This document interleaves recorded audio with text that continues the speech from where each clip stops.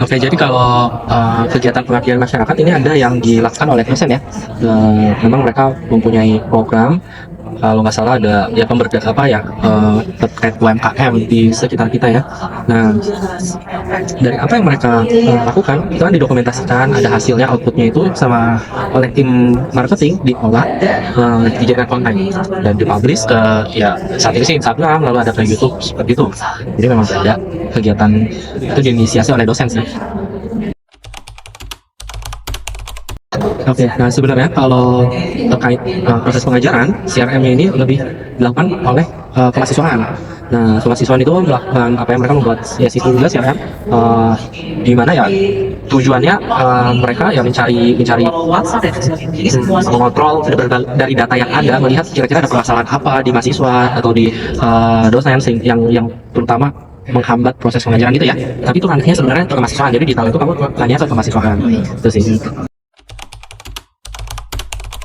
Ya, jadi balik lagi kan memang dari segi kurikulum kita ada tim kurikulum ya dari dosen membuat, tapi kami berpatok tentu dari keunggulan, bukan keunggulan ya, yang menjadi pembeda kami ya, MN itu kan kayaknya politeknik ya, politeknik pembelajaran itu lebih ke praktek, 70% praktek. Nah, yang kami informasikan, yang kami promosikan kepada calon mahasiswa ya, kalau teman-teman ingin memiliki skills yang apa ya, yang lebih terasah, karena kan sebenarnya kemampuan kita itu bisa terasah dengan baik kalau dipraktikin terus ya. Kayak misalnya seorang pemain biola, kalau dia main biolanya semakin sering, jam terbangnya semakin tinggi, maka semakin baik pula dia main biola kan. Nah, ini sama halnya yang kami tawarkan ya. Satu tadi, pengajaran kami itu lebih basic praktek, project based learning, turun langsung ke lapangan, bertemu dengan industri, dapat dapat pengalaman experience di lapangan kerja itu seperti apa. Nah, itu yang kami gunakan gitu ya.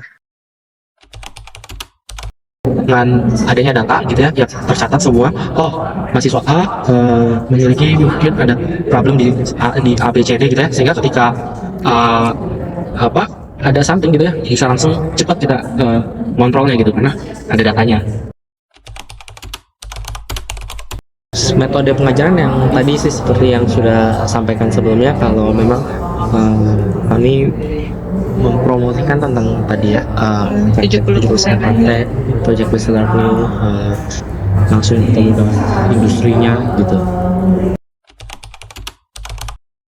Tentu dilihat industri apa yang relevan dan sesuai dengan program studi yang dimiliki gitu kan.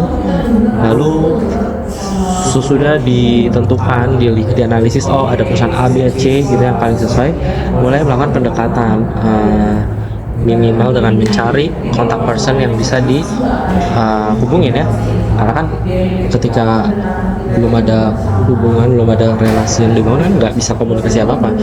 Dari situ nanti duduk bareng, melakukan FGD, meeting, rapat FGD, diskusi gitu ya, kira-kira kerjasama apa yang bisa dilakukan yang sesuai gitu ya, menjawab kebutuhan kita di pendidikan dan menjawab kebutuhan industri. Jadi ngeblend gitu.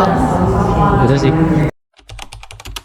Ya, Dan juga sebenarnya bisa melalui semacam testimoni dibuat oleh mahasiswa yang magang. Kami membuat konten gitu ya, konten menarik, misalkan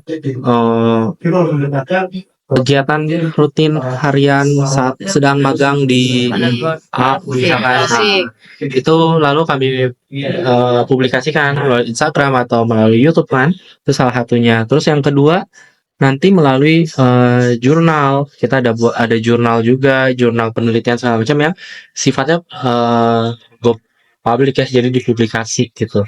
Nah, itu beberapa cara. Satu ada juga melalui publikasi di Instagram gitu ya, tapi yang lebih efektif itu ketika presentasi ke sekolah.